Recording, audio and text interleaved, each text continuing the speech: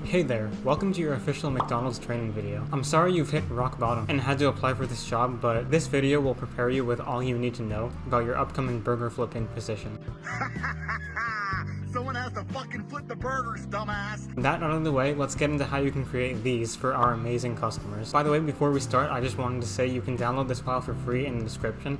You'll also get access to a bunch of my other files. So to start with, we're first going to focus on the bun. For the model, it's very simple, literally just a sphere we cut in half and smoothed out a bit using the subdivision surface modifier. Also add a displacement modifier. What this will do is shake up the bun a bit because in reality it's not that smooth.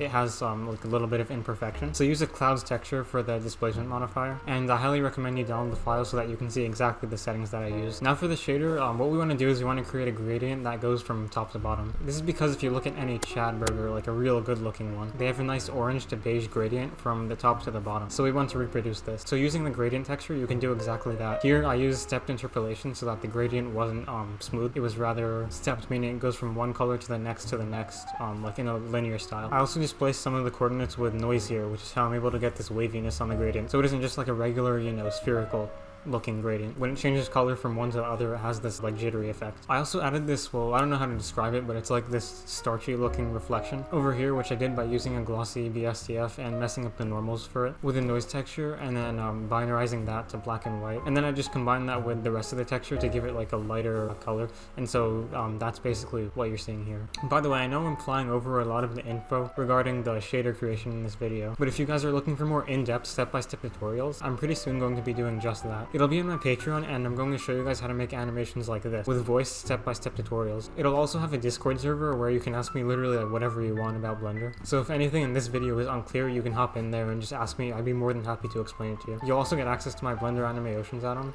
and my Whimsy Armature add-on, which are normally paid. You'll get it as a bonus basically if you sign up. But anyways, let's get back to the video. So now you should sprinkle some seeds onto the bun. I recommend parenting them to the actual bun itself so that when you move the bun, all the seeds will move to in relation. So the process for the bottom bun is exactly the same, except you make the gradient go from bottom to top instead of top to bottom. Now for the tomatoes. So the process is a little bit more interesting here. For the model itself, it's not even three-dimensional. It's literally just a circle that I edited a bit. You can see here what it looks like. It's honestly nothing that difficult to model. But yeah, anyway, so you add a subdivision surface, then you add a solidify modifier, which is what actually gives it the thickness. But we're not done there because we want to make it more varied. So what we do is we add another displacement modifier, like we did with the bun, and we're going to use clouds texture again, because clouds texture is honestly just the best when it comes to textures. Now for the tomato texturing, besides for the basic toon shader over here, I texture painted a mask on top of it that looks like this, and basically the point of that was to make part of the tomato more white, because if you look at the inside of a tomato, this inside part, it has a bit of like a brightness, right?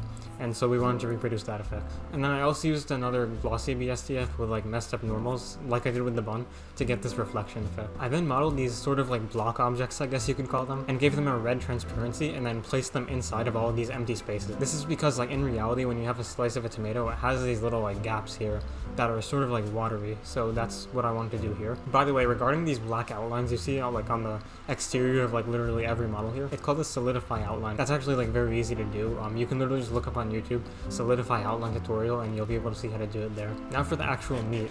As you can see here, I just added a circle and I'm shooting it downward and using some proportional editing on the side. So yeah, that's really all you have to do for a model like this. It's once again a simple model. Use a subdivision surface modifier and then add a displace modifier again, and the clouds texture should be at a more dense scale here because we want it to be more less smooth and we want it to be more like jittery. Steak and meat stuff is quite hard to texture procedurally, so maybe I could have done a better job here, but yeah, this is how it turned out. So now onto the lettuce. This one was a bit odd actually. What I did was add a circle and I used proportional editing, and I made this wavy motion by lifting up and down like certain edges, or not edges, what do you call it, like points on the edge of the circle. But yeah, then I added a displacement modifier once again on top of that, and the reason why I did that is because it just gives it a bit more of a realistic look, makes it a bit more wavy, and you'll have to play a lot with the scale and strength settings of the displacement modifier and the clouds texture here. But yeah, that would just be my advice. But yeah, then after that I just duplicated the lettuce object. I rotated it around a bit so it didn't look exactly the same, and basically what that let me do is it let me have like more lettuce on the thing. And then for the shader, it's a basic toon shader again. All the shaders I made in this video were actually very, very simple. Once again, I used the glossy BSDF to get reflection, and